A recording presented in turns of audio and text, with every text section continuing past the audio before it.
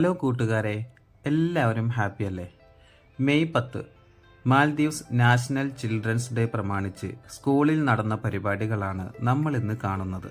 തലേ ദിവസം തന്നെ ചിൽഡ്രൻസ് ഡേക്ക് വേണ്ടിയുള്ള ഒരുക്കങ്ങൾ പൂർത്തിയായിരുന്നു. ക്യാൻഡിയായിരുന്നു ഇത്തവണത്തെ തീം. സ്കൂളിൽ എല്ലായിടത്തും പല നിറത്തിലുള്ള ബലൂണുകൾ കൊണ്ടും മറ്റും അലങ്കരിച്ചിട്ടുണ്ടായിരുന്നു.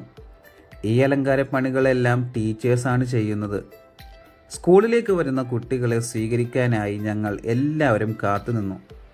കുട്ടികൾ അകത്തേക്ക് വരിവരിയായി കടന്നു വന്നു. ഞങ്ങൾ അവരെ ആശംസകൾ നൽകി അകത്തേക്ക് സ്വീകരിച്ചു.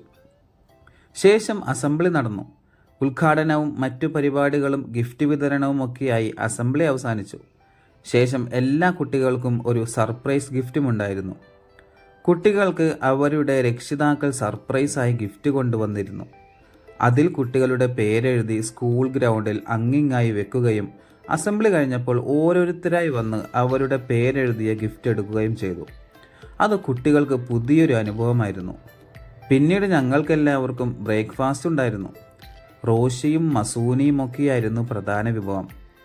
ഭക്ഷണം കഴിച്ച ശേഷം ഞങ്ങൾ തിരികെ റൂമിലേക്ക് പോയി. ബാക്കി പരിപാടികൾ വൈകുന്നേരമാണ് ഉണ്ടായിരുന്നത്. വൈകുന്നേരം നമ്മുടെ സ്കൂളിലെയും പ്രീ സ്കൂളിലെയും മുഴുവൻ കുട്ടികളും ദിഫുഷിയിലെ വലിയ ഗ്രൗണ്ടിൽ ഒരുമിച്ച് കൂടി. ഓരോ ക്ലാസ്സിലെയും കുട്ടികൾക്ക് വേണ്ടി പ്രത്യേകം സജ്ജമാക്കിയ സ്ഥലത്ത് കളിക്കാനുള്ള ഇടം ഒരുക്കിയിരുന്നു. ചാക്കിൽ ചാട്ടവും റിലേയും ഷൂട്ടിങ്ങും എന്ന് വേണ്ട പലവിധം ഗെയിമുകളുണ്ടായിരുന്നു.